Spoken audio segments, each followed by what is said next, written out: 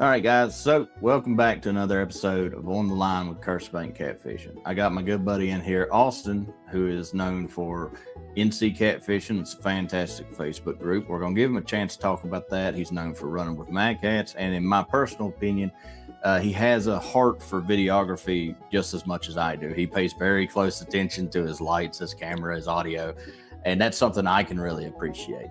And so, Austin, why don't you tell us a little bit about yourself, tell us where you're from, and we'll go from there.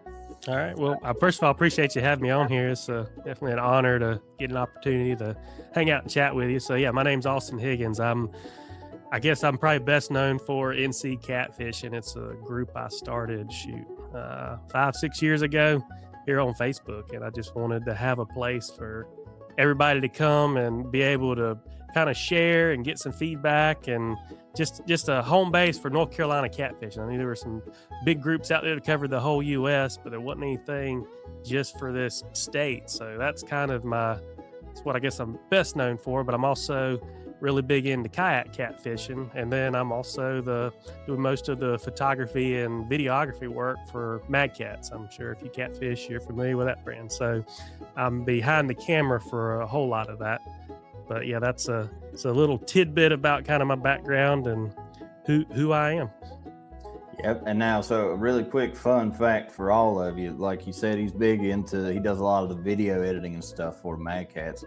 Austin, you and I met officially in person at what was it? It wasn't last year, so it was the year before that, ScatCon. Yep. And when I knew Austin originally, I actually knew him as Rock Bottom Cats, which is what his YouTube channel used to be called. Yeah. But the reason that I was drawn to his videos was, one, because of how clean the editing was. I mean, the videography and even the photos that he pulls out are amazing. If you don't ever get a chance, check out his channel, check out the Facebook group, check out his Facebook page, man. He posts some awesome pictures, and I'm very jealous of how he gets his lighting right in these low light situations. Well, it doesn't always work out right. It's if you ever want to be entertained or just see some not so great stuff, just look back at some of my old work. Here and there, I'll look back and go, man, there's a lot of folks that are still a lot better than me, but I have come a long ways when I look back at my original videos and photos. I'm like, but I leave them up there because it's kind of cool to look back and see that, and it lets folks also kind of see my progress. So if anybody wants to, what few people I inspire, they can look back and see it. I'm not the best, but I'm a lot better than I was. And if they're just getting started, it gives them something to look at and see, well, I can grow too. If I can do it, anybody can do it. That's the biggest thing, man, is you leave everything up because it shows growth. Your track record is like, this is where I started, this is where I am. Prime example, I don't believe you don't mess around with TikTok at all, do you, Austin? I'm on there. I'm heavier on Facebook, and I was heavy in YouTube. I'm more so heavy in Facebook because of NC Catfishing at this point, but I do a little bit on there. I've got a few folks that follow me on there. So when I started, it was all, for me, it was strictly just, cell phone camera. And then I started upgrading my setup and taking all this time to edit these videos and stuff. And then I realized that my videos are not very well suited for this audience. You got like a solid 5-second window to get them. And if you don't, it's done. Yeah. Well, that's the thing with TikTok I've learned. And that's, I guess, the struggle for me, because I do like to put a little bit more work in my videos, but TikToks, that me personally, I found they didn't favor that. If I shoot it with this phone right here and do quick, very professional looking videos, the algorithm seemed to favor that more. If I put a heavily edited video, I'll get flagged as a copyrighted video that I stole. And I'm like, that's my video. And then I have to do the little claim against it. And they'll usually release it, but then I don't know, it never does well. It's just all, well, that, and I personally believe once they flag something, it's game over for that video. Yeah. It don't matter if you appeal it or not. It's not going to do as well as it was before. Mm-hmm. And like I said, so roping this back in, he mentioned it earlier, and this is kind of what me and obviously camera equipment, videography and stuff like that, something me and Austin talked about when I met him in person. But we talked about kayak catfishing because, correct me if I'm wrong, Austin, you're the only one on the Mad Cats, like officially affiliated with Mad Cats, that is a kayak angler, aren't you?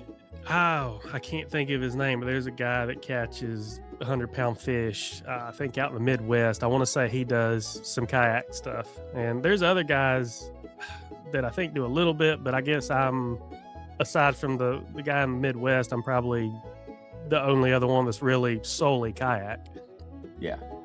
And so now, before we dive into this, because, and just so everyone knows, yes, I run Mad Cat rods. I'm very tight with the Mad Cat crew, but I'm not officially affiliated in any way, shape, or form, and that's fine and dandy. But Austin knows I have nothing but love for those boys over there, especially JBN. JBN loves all the kayak guys for some reason.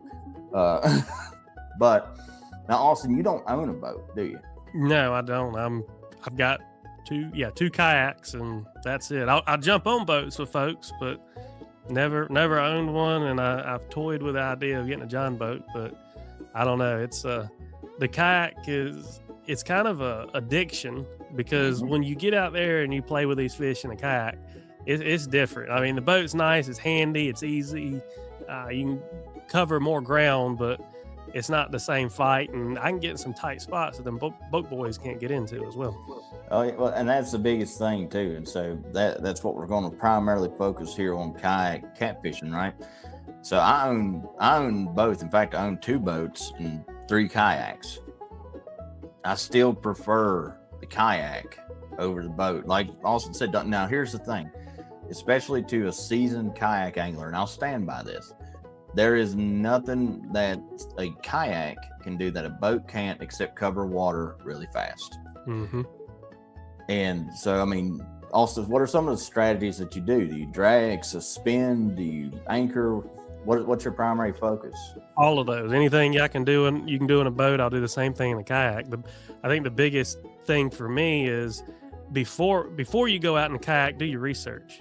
That's the one strategy that, because when I talk to guys, they're like, where do I go? What do I do? I got to figure out how to set up, because you're catching fish and I got my kayak, I don't catch anything. Well, I spend a lot of time at the house just looking at maps, studying like the navionics charts, just trying to understand the lake, but also I look back at the history of what I've caught in the past. It's the beauty of doing social media. You've recorded everything. You can look back and kind of see what worked, because I record start to finish. So I do a lot of research there to position myself in a place that's going to hopefully give me the best chance of catching a fish without having to cover miles and miles of water. Once I get out there, I'm going to try different methods, because just because you caught fish suspending last time in that spot, they might want you to be anchored up. They might want you to be dragging some baits by. Might need a little action. You never know. So I'm going to try different techniques, but the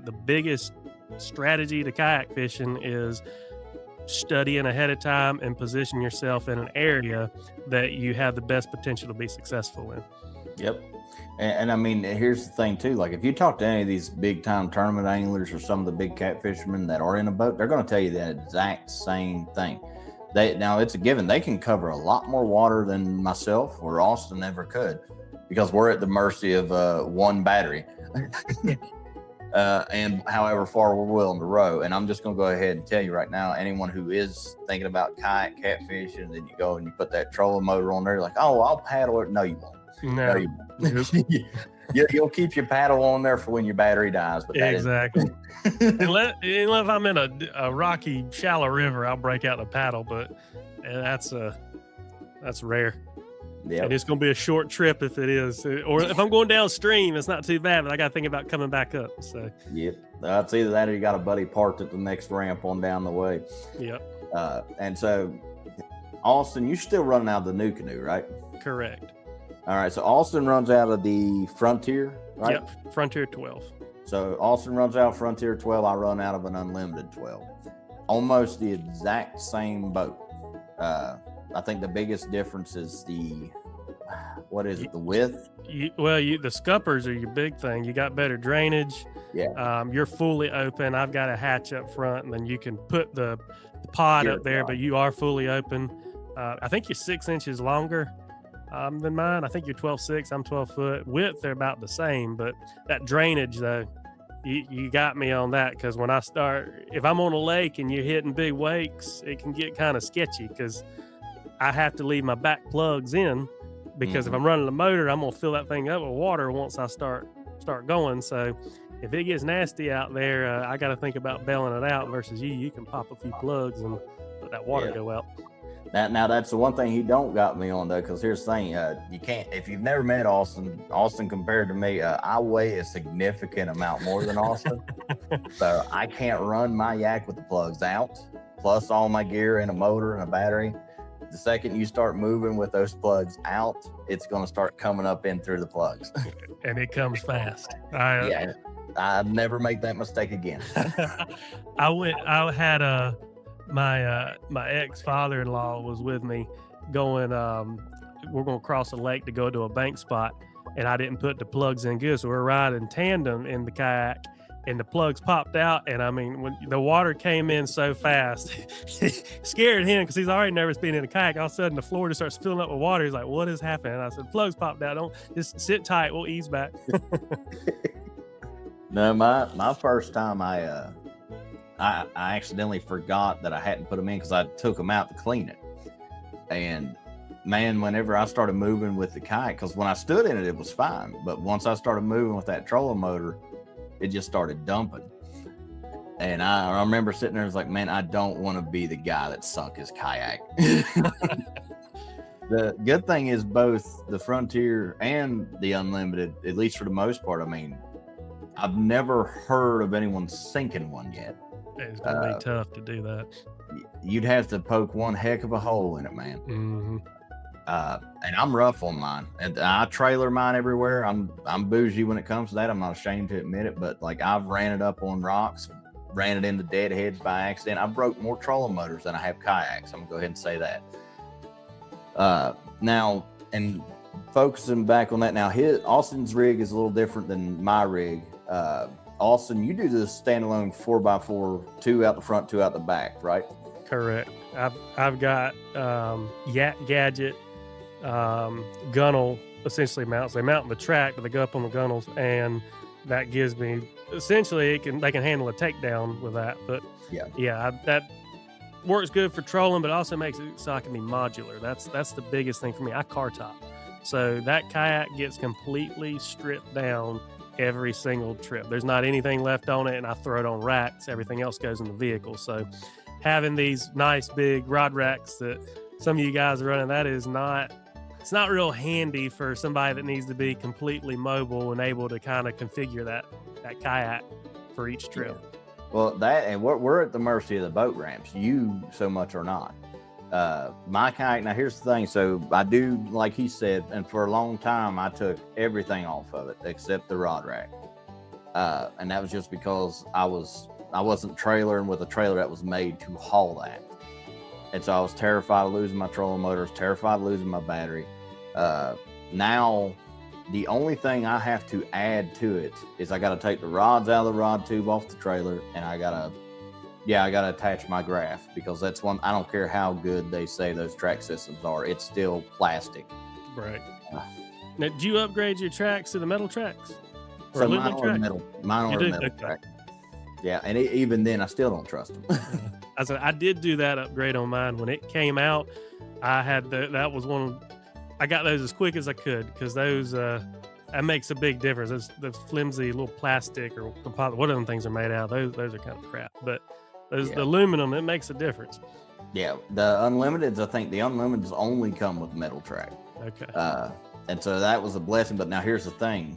After you traveling so much, I'm sure you've seen this too. That thing's rattling and beating around. The screws that are holding that track in will sometimes try to work their way out. And if you don't pay attention, tighten them up every now and again. And if you don't have a plate under there to hold them, you're asking for a problem. Yeah. Just like he said, being modular and being, even with me on the Unlimited, that's why I built the rod rack. I didn't want to just trust my rods to a piece of track. I'm not saying it wouldn't work, but I'm not going to be the one to test that theory. And so, and like he said, in mine, I've got the rod rack on the back. I spin around and I fish out of the back. before that, though, I had the same setup that you had. I had a Field and Stream Shadowcaster. It was a boat, big old kayak. And I loaded that thing. I stripped it down every time. I got sick and tired of doing that. And truth be told, you'll get a kick out of this one. Before I could ever afford a remote controlled trolling motor, I rigged up my own setup with a cheap little $100 Minn Kota, where I attached a potentiometer to the seat, ran the wires to it so I could control my speed. And the way I steered it, I had 2 eye bolts drilled into the shaft that were attached to strings. So, I looked like Santa Claus going down the river or something. It worked. Hey, if it gets the job done. And so there's all kinds of different ways you can rig these kayaks. And something that I'm sure he'll agree with too is I fished out of a boat. I fished on the bank. I fished out of yak. I fished out of John boats. There is nothing that even comes close to fighting these fish in a kayak. Even like he was mentioning earlier, you can have a 10-pound channel cat that will spin you all the way around. Absolutely. Now, Austin, what's your biggest fish out of your kayak so far?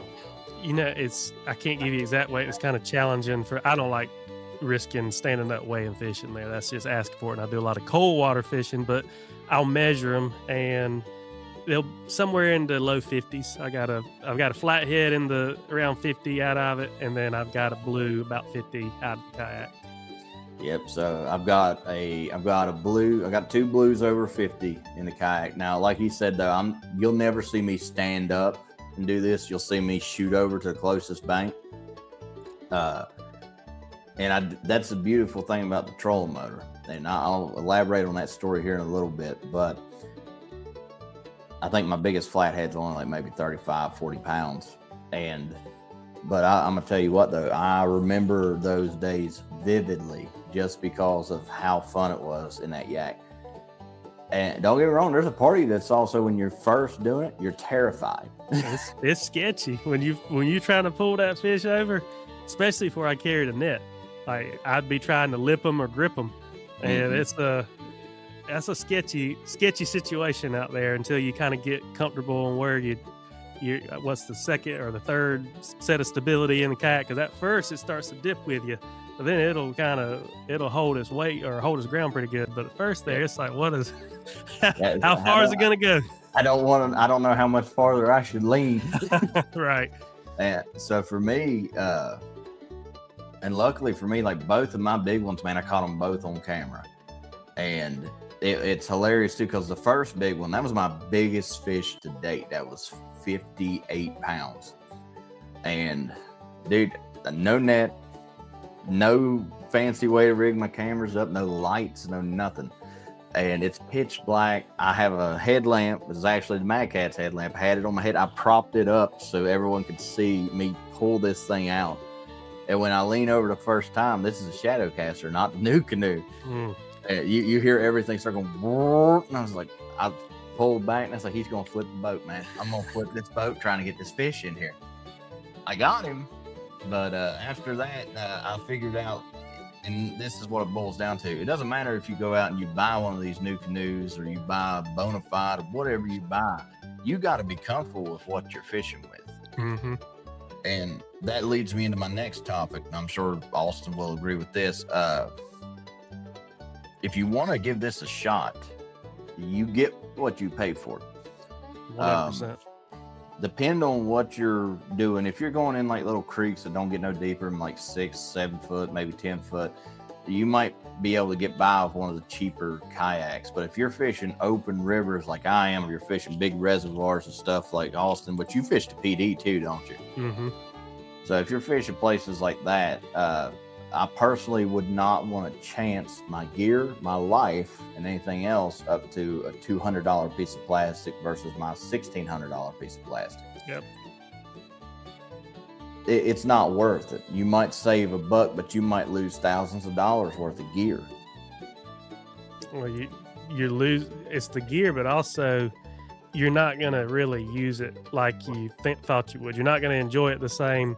And then you're going to find yourself selling it and spending more money to get something better. And I get asked, I'm sure you get asked it all the time. People ask, hey, can you give me some advice on what to get? I've got $500 I want to spend. And my advice is, I don't want to discourage anybody from getting out on the water, but Nope. save your money a little bit longer, or really hunt the used market and get a quality one. Don't the sun dolphins and everything else that I get Right. thrown. Yeah, it's not. It's good if you want to go get a suntan on a summer day in the river and float around and use your Zebco 35 and cast out over some bluegill. That's a good time, easy to use. But if you seriously want to do kayak catfishing, save your money. You will enjoy it a lot more. You'll be able to go a lot more places. You're going to be a lot safer. And just what you're saying, you're not going to be thinking about thousands of dollars worth of gear sinking down. Yep, and that's the other thing too. And I'm gonna go ahead and say it so Austin don't have to. Listen, there are a lot of catfish anglers that are built just like me. We are not little, and there is a weight capacity on these kayaks. And I did a whole YouTube video talking about kayak fishing for beginners. And one of the biggest things I point out is if you look at the Sun Dolphin, I think it's the U12 or something. Yeah, it's a $300 kayak. It's got a weight capacity of 265 pounds. I exceed that by myself. Well, also, if it says 265, you don't want to be 265 pounds because there's no room for error. Even our big kayaks, when you've got 450 plus pounds in there, it's in there. Like, and then they got a 650 pound capacity. You want to have some wiggle room there so you're comfortable and safe, because sure, it ain't gonna sink it, but it's not gonna be pleasant if you're maxing that thing out. No, and that's the other part of it too. Like when you think about it, let's say you weigh $145. You're like, oh, okay, well, I'll be fine. Okay, well, you're not taking into consideration me. I've got an entire toolbox that sits under my seat full of lead, hooks, rattles, bobbers, whatever you want to call them. Then you've got my battery in the back. You have all my other accessories, my rod rack, the rod holders. All that adds weight to it. It's not as simple as, okay, I weigh this much, this has this much capacity. You have to think ahead. 100%. Do you camp out of yours, or go camping? Like, that's even bigger. If you think about that, you're really putting some weight in there then. Oh, well, yeah, because I'm carrying a hot stove, a chainsaw, and everything else. Yeah. And look, anybody can give me a hard time over the chainsaw. I am fat for a reason. I'm not going out there with a Walmart little handsaw and cutting down trees to fit in my stove. But that's the other side of it too. We don't ever want to discourage anybody from getting out on the water. We just want you to be safe. And that brings us to our next topic. So we talked about the quality of the yak you're going to use, and I'm sure, Austin, you may or may not agree with me. I cannot stand wearing a life jacket, but it is a necessary evil. What was it, last year, year before last, somebody actually passed away, kayak fisherman. They found his yak floating on I think it was in your area. I remember. I don't know if it was, but I definitely remember seeing that. And here's the thing, no PFD. And listen, I'm guilty of it because in my early content, in a lot of my early content, you would see my PFD would be wrapped around the seat behind me. Here's the thing. If you're going to do this in any body of, even if you're you can drown in a few inches of water if the conditions are right. Like, let's say you can't move or something happens like that. I switched from the regular vest to the inflatable. There are options. Don't make an excuse. Don't be a statistic, man. Don't be a reason that people preach about this. It ain't worth it. And it's not that bad. Once you get used to it, you almost I feel if I don't have it on when I get in the river, I feel naked. Like I've gotten in such a habit, even if I'm crossing the river, like if there's a bank spot 200 yards away and it's 2 foot deep, I'm just going to put it on. It's out of habit. I just feel weird not wearing it at this point because I've worn it so much. And if you get that kind of ingrained into yourself, it's really not that bad. And what I found that helped me, buy one with some pockets that can hold some gear. I'll keep some stuff that I need to be using in there. So if I ain't got my life jacket, then I'm like, well, shoot, now I got to dig through my box back here versus I got some extra leaders and floats and everything right here. So just make it so there's an advantage to having it on. If that helps you, it helped me. But it's definitely an overlooked aspect, because my first one had no pockets and it ended up in the trash. My second one had pockets. I kept a knife, I kept a headlamp, and then up here I actually I kept my nicotine pouches because it was easy to get to. There you go. I've got a little tab on mine I can clip a mic to. So that's another thing for me. Obviously I want a mic because I'm always recording. So if you do content, find one that has a nice little tab that holds your lapel mic, and it'll keep it so it's not getting making the DJ sound, the scrubbing on you the whole time. So there's a lot of things you can do to make it so mentally it's easier for you to get used to wearing it. But yeah, I'm with you on that 100%. Yeah, that's such an important thing to have on. Yep. And so another thing too, we'll jump on this one really quick. A lot of people, when they probably see my rig or they see your rig, and they sit back and they're like, oh, I got to build it just like that. No, you don't. You build it for what you're going to do out of it. Mm-hmm. I had a guy who tried to build my rod rack, and I offered to help him. He's in a different state, and he ended up just jerry rigging something together. The whole rod rack went in the river. He lost every rod he had. And listen, the rod rack works for some. It doesn't work for everybody. It doesn't. Austin doesn't like it. I don't think I've ever seen you spin all the way around. Maybe a handful of times. Well, it's because I'm recording, and the way my cameras are set up, it's easier for me to stay facing forward. Yeah, it's a lot of mine. That's the thing with me. There's a lot of things that you could do that are more convenient or easy if you're not trying to make content. So if you just enjoy fishing and you don't want to have the headache of trying to do a camera, there's a lot more flexibility that can be had out of these kayaks. It's just I have to think about recording everything because I've got to make some content. Yep. And that's the other thing too, man. And in case you're unaware, so if you're watching this on YouTube, you're listening to it on Spotify, these people that are putting these cameras and stuff on yaks or even boats, that's something that you don't see and we don't show you, is the headache behind making sure that the camera's going to stay on, the camera's going to have a battery source or a power supply running to it. God have mercy on us if the battery dies and it's on the front of the kayak and we got to get up and change it. Yep. There's a lot of work that goes into it, man. So much work. It is one of my favorite things to do now is to go crappie fishing, because I rarely video that. That's just my relaxed fishing. There's no cameras. I just go out and have some fun. I've got what I really enjoy. They're fun to catch, but the big thing is it's just pleasure fishing. It's not, there's no extra work involved there, because the camera, it's fun to have that content. It's satisfying to make it. I enjoy it. I don't do it to make a living, obviously. I do it because it's fun. But it is an absolute pain in the rear to be out there. It's not, the initial process isn't fun. When you get home and you get the post process of editing it and seeing the footage and getting cool stuff, it's like, well, it's pretty cool. It was worth the work. But in the moment, it's sometimes like, man, what am I doing this to myself for? Oh yeah, no, it's something to, especially God have mercy on. And I know he's dealt with this because he's who I got the idea from. So I do most of my best kayak fishing was at night. There's not a camera I am willing to put on other than a GoPro or an Insta360 on my boat, and none of them do good in low light. So I had to find a way to light up the yak. And by chance, this was hilarious to me. By chance, I was going through Amazon. I found this extendable, it's basically a light post. And I was looking at the review, very top review was Austin's boat.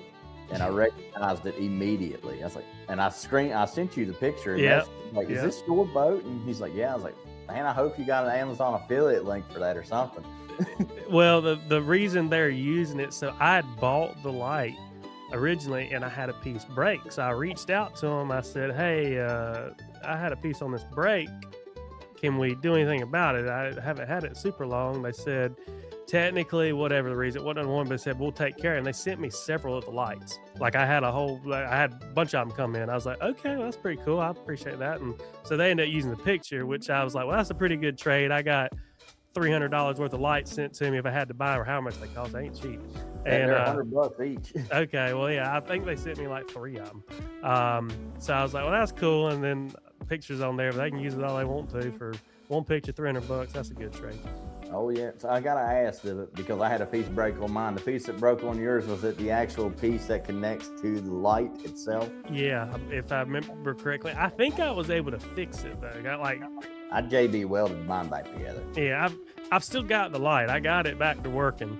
It's just kind of, it's not ideal, but it'll work. It's a backup. Yeah.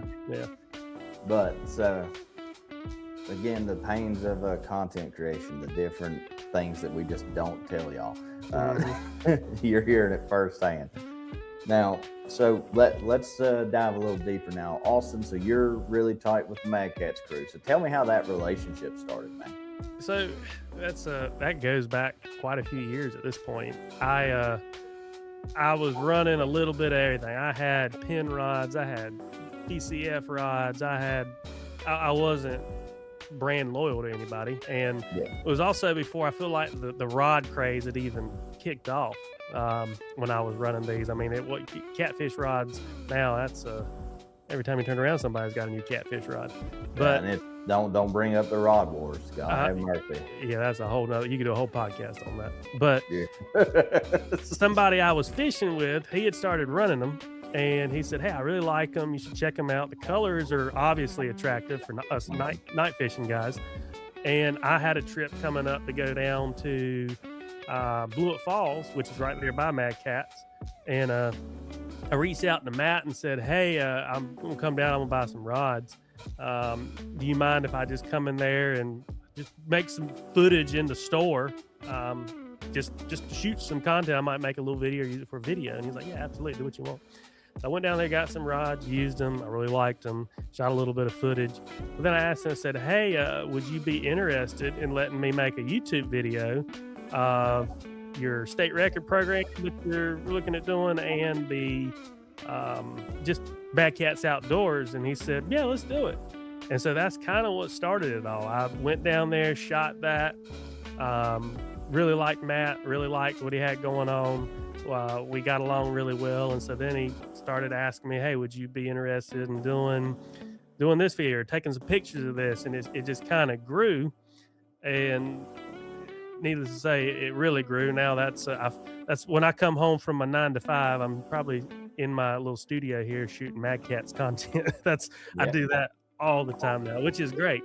But that's really what started it. It was just me happening to go buy some rods, asking, can I shoot a little bit of footage? And it just kind of turned into what it did now. It wasn't planned. I had no intentions of being, I guess, officially, unofficially is how I call it, Mad Cats' photographer / videographer. But that's simple, buying a few fishing rods and making some stuff for YouTube turned into something pretty big. And that is one thing I want to point out, because so many guys are using rods because they want something for free. They want to be affiliated with somebody, all that stuff. My history was nothing like that. I had no intentions with it. It was just I wanted to try them. I liked the rods after I used them, and that's why I switched. I wasn't getting discounts and free rods and then decided to go over to them. I went down there, used my money, paid full price, bought some rods and used them, and said, okay, I like how they handle. These are heavier than the rods I'm using. They give me more control for the fish that I'm fighting. Especially I want to be able to, from the bank, I need to be able to steer these fish. I don't like using a limp noodle from the bank. And I liked how the Mad Cats rods were. So it was, the reason I use Mad Cats is based off of what I like and based out of my own pocket. Now, obviously, working with them, I get some pretty cool opportunities and get to use some new gear and take pictures of it, and go like to CatCon and all that cool stuff. But it didn't come from me trying to court them to get free stuff. Yeah. It came because I used their stuff, I believed in their stuff, and I just ended up, I wanted to promote it on my YouTube channel, and here we are today. And so I'd like to double down with that myself. So as I mentioned before, if you look at it on paper, I'm not affiliated with Mad Cats in any way, shape, or form. I'm not the Elite 13. I'm not pro staff. I'm nothing like that. I was running Mad Cats before I ever even met Matt Knight, and I was drawn to them because they had the Bolt, which was West Virginia color, so I loved it. And as I got into the content creator space, I met Matt, I met all the Mad Cat guys, and me and Matt hit it off right off the rip. His biggest thing he ever told me was that he liked that I was real, that I wouldn't sell my soul to get free crap, and I didn't care who ran what. And that should speak to the Mad Cats family or the Mad Cats character. And I'm not brown nosing by any stretch of the imagination. Prime examples, if you've seen my jersey, if there's any logo on that jersey, that's someone that I know personally. It's not about sponsorships, it's not about affiliates, it's about people that I genuinely care about and support. And they do the same for me. So just, Matt's going to love that plug when he hears it. But you could make a podcast just talking about the things Mad Cats does, how they treat the guys on their team and guys off their team. Like I don't. Did you go to dinner with us at all when we were at CatCon? The last night I ran into y'all, but I was at dinner with the Giant Tamer crew because I was meeting with them. Y'all were sitting there. We'd already ate. I felt terrible because it was y'all and Chris with Catfish. Y'all were sitting there waiting. I was like, oh, there's two of my boys. Yeah, but that's what I was going to get at is like when you go out to dinner with Matt, he doesn't care who you're with. If he knows you're part of the catfish community. I've sat down at several tables where he's got guys from everywhere. Like, come on, eat with us, and he ends up paying for everybody. He's not a clique. He's not. If you're not Mad Cats, then we can't be associated. He's very like if you catfish, you're family to him. Like he's very genuine, and he's there just to help and be friends with everybody.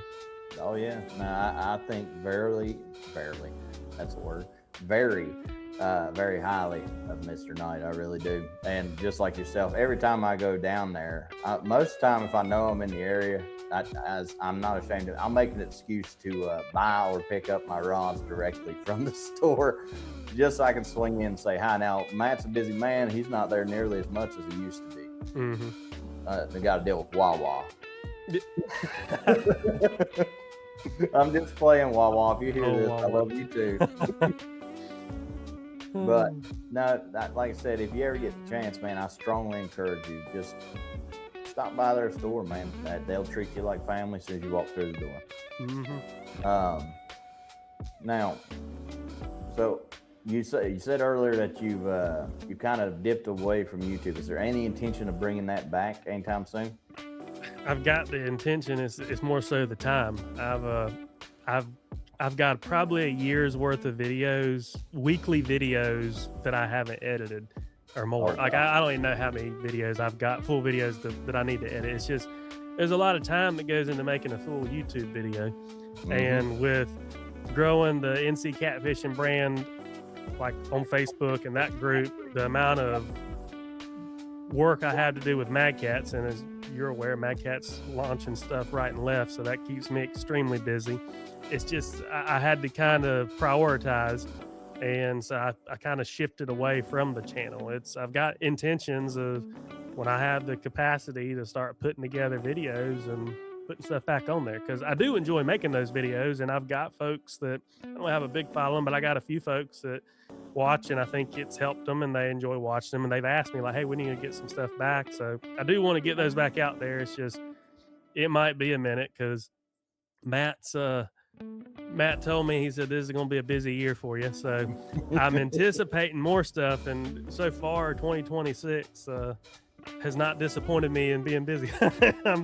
I'm before we started this podcast, I literally was shooting well, you just saw the pink Yeah, I can rod see it in drop the and the back there. pink reel. Yeah, well, I was literally just shooting the combo photo because I had all that set up and I needed to move my lights. I said, shoot, let me get this done real quick. So, and as soon as we get off of here, I've got more talking head videos to make for Mad Cats too. So it's there's a lot to do with them. I don't see YouTube being in my future too soon. Yeah, and so let that sink in for a minute, guys. All y'all that are listening, if you see it on Facebook, their website, wherever you see it, Austin took that photo. Austin did that video. So, and you know how whenever the legacy rods, it seems like every week they were dropping a new one. Well, that was Austin having to go and make sure that all the lighting was correct and get the photo right and make everything uniform as can be.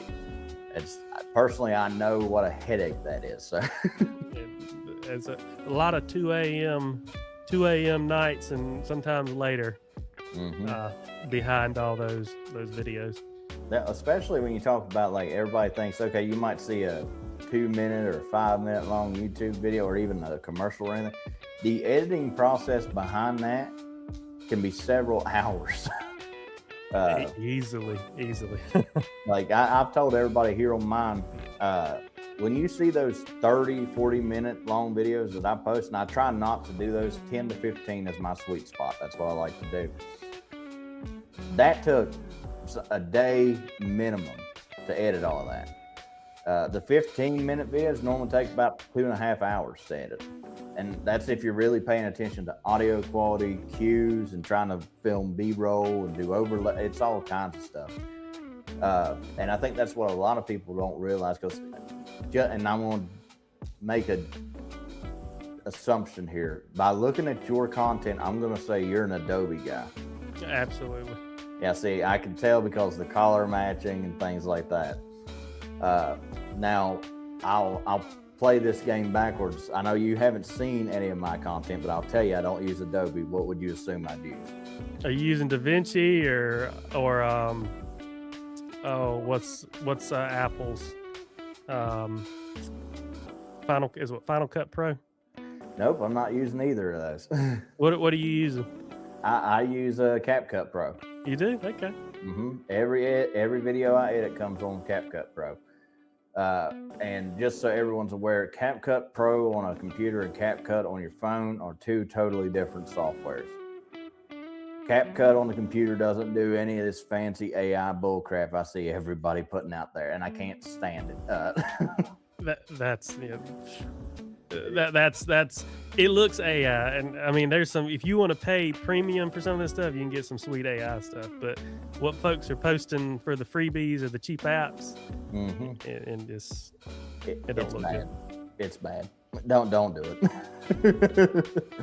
All right, so now, and I want to touch on something else. You mentioned it really quick because a lot of people don't know this about myself, and I'm sure they don't know it about you either. Now, doing what he does for Matt, that's a little different, I'm sure, to some degree, but neither Austin nor myself got into content creation to blow up, make a living, anything like that. I do it because I like it, and it's a time capsule for me. I can go back and revisit things. I work a 9-to-5. That's why this podcast is being filmed from a hotel room, because I'm on my way to a job site tomorrow. Austin, you work a 9-to-5 as well, right? Yeah. Oh yeah. Sometimes, usually more than 9 to 5. I feel like sometimes, but yeah, it's content creation is a hobby. It's I enjoy, like, even the Mad Cat stuff. Like, it's a side job, obviously. I mean, I'm working with Matt, but I do it because I enjoy it. Because it's fun to me. It's very satisfying to see the video, to see the pictures, and know, like, I did that, and it's to me, it's fulfilling. So that's why I do it. It's more of it's definitely a passion. It's not I'm not trying to blow up with it just because I want the clout or a pat on the back. It's just something that's cool to do. No, it's like you said, and like for me, I enjoy doing it. I enjoy being able to, sit back and rewind time, because that's the cool thing. A lot of people don't think about a photo or a video. What a photo or a video really is it means someone cared enough at this exact moment in time to freeze time for this period. And that's what content creation is to me. When I'm old and decrepit and I can't climb in my kayak anymore, at least I'll be able to go back and see these videos. Yep. these pictures, and I can remember. God help me if my memory still lasts that long. But I'd say the only other thing for me is probably the youth, man. When I've had all kinds of kids that recognize me from YouTube, and they'll come up, they get all excited. I'm tickled to death, I am. But at the end of the day, and Austin will probably tell you the same thing, we're just dudes with cameras, man. Yep. There's nothing different between me and the guy who's fishing 5 feet on the bank from where I am.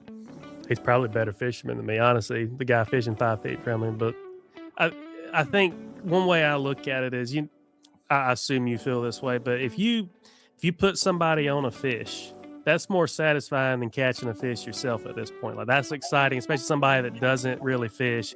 Like, that's fun. I'd rather watch them. Like my girlfriend, her first flathead was 38 pounds. That was the coolest thing in the world to me, to see that. I was like, this is awesome. Like, it was more exciting than any flathead I've ever caught. You've ruined her now. You've ruined that. That I did. That was definitely. I was like, that's gonna be tough. But even like a kid though, catching a bluegill, that's still more exciting. Like, it's their first fish. Like, just watching she's got 2 kids, and just watching them catch fish and being so excited, that's more exciting still than me catching a nice catfish, because it's the emotion they have behind it. Like, and then you also think about your first fish and it takes you back. Yep. It's kind of cool.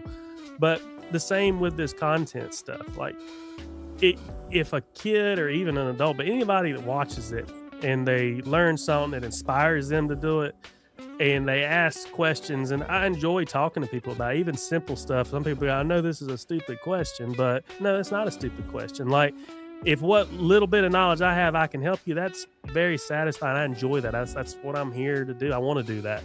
It's not like I enjoy making the content, but it's equally or more fun to help others, inspire others, be able to share what knowledge I have with them so they can do the same thing, just like in a fish.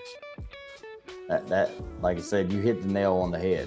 I get far more enjoyment out of seeing someone else get excited. Then, don't get me wrong, it's still exciting for me, but I enjoy.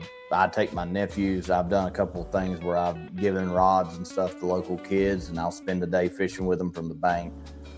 And those types of moments, because like you said, it makes you think back, and it also kind of gives you hope that you've lit this flame inside of these kids. Now they're going to want to do this forever. And I think we need more of that instead of, the crazy, wacky, doing silly stuff on camera. There's a time and a place for it, don't get me wrong, but that's more of what I kind of consider that the influencer world, if that makes sense. So in my mind, there's content creators and there's influencers. They're 2 different people. Austin, as we start to end this, is there anything that you want to say to the folks that are listening? Any words of advice, encouragement, anything like that? Well, I don't have a whole lot of advice, I guess, other than what little bit I shared here. I'm really a nobody. Like, most of my stuff's behind the scenes type work as far as the groups and even a lot of the content, because I'm doing it for like Mad Cats. But I guess the biggest thing is, don't get caught up with what you see. Social media is a really powerful tool for the good and the bad. And what I've learned, because I've been playing in this game for a little while now, is don't get caught up in a lot of the drama, the rod drama. Don't get caught up on worrying about the likes or what people think of the fish, what you say, if you look silly. That everybody's worried about what somebody's going to think. Just have fun. If you enjoy fishing, you want to make some content, do what you can do with it.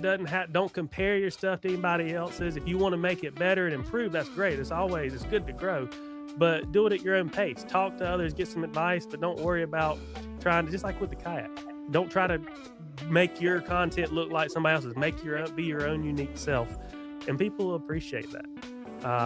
And if you're genuine, it doesn't matter how good your content is. People are going to follow along. They're going to like you for who you are. And if you don't get wrapped up in all the drama, that's going to take you a lot further than anything. I guess that's my little soapbox piece of advice, because there's so much of that out there when it comes to social media, and sometimes it's like, man, I'm about ready to delete this stuff, because it takes away the fun. Man. It is. It's cancerous. It's sad. It's disgusting. And to see, like, I've seen people who I considered at one point in my, what you would consider the early content career, what I would consider my friends, just kind of, and I'm going to call it like it is, they kind of blow up and they turn into this monstrosity. And it's really sad to see that, because someone who may have been genuine in the beginning, man, they just let it go to their head and they turn into a monster. Be humble. Just be you. Don't put on a mask. Don't put on a facade. And like he said, and this is one of my famous quotes, and I don't know where I got it from, but I've been saying it for years. Fear killed more dreams than failure ever did. If you got an idea and you want to do something, man, go out and do it. Don't worry about what other people say. They're going to be there when you were nobody. They'll be there whenever you succeed. The difference is you just don't pay attention to them from the beginning to the end, and you'll still get where you want to go. Yeah, and just be the same person that you are on camera, off camera, or vice versa. You know, like I'm nobody's hero, so I don't want it to be anybody to think that's what I'm saying here. But they say don't meet your heroes. You know, well, don't be that type of person. Just I can confidently tell you what you see in this podcast, just me talking. This is who I am. Some folks don't like that. That's okay. Not everybody. If everybody liked each other, everybody the same, we're all the same. Everybody had the same brand and flavor. Well, there wouldn't be any variety out there. But so if you like me, this is who I am. If you don't like me, well, that's good. I might not like you either. But you know, it is what it is. There ain't no hard feelings there. But I try to be genuine, and that'll take you a lot further than if you put on this show, because eventually people see through the BS. Or everybody if you sees past the mask, man. Yeah, or eventually you're going to start meeting folks. You get too popular, you start meeting folks in person, and then it's going to really, people are going to talk, and then it's really going to go downhill for you. So just don't put on that show that some of these folks do. Just be you, and that'll take you a lot further. Absolutely. Well, I tell you what, man, there couldn't have been a better way to close it out than that. So, Austin, I appreciate you coming in, man, hanging out with me tonight. I hope we can have you back on here again for too long. Maybe at some point I'll come to you and I'll do the filming. You just fish, and we'll make ourselves a video. Sounds like a plan. I'm up for any of it. You just let me know, and we can make it happen. All right. Well, y'all, that's been another episode of On the Line with Curse Bank with my buddy Austin here.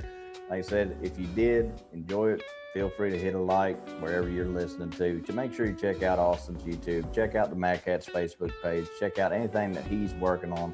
But that'll do it for this episode, man. Y'all have a good one, and we'll see you on the next one. Y'all have a good one.